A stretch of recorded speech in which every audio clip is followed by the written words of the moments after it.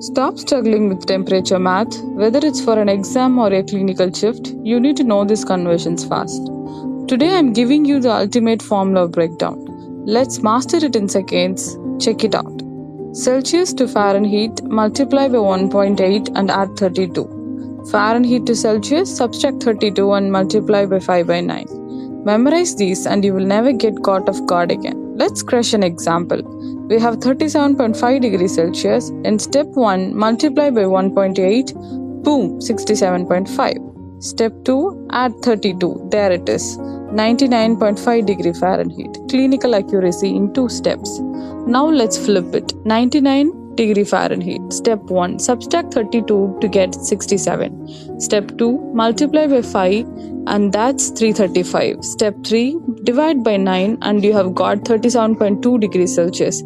Easy, right? Your brain is expanding. Keep that momentum going. Hit subscribe for more medical mastery and I will see you in the next one. Bye.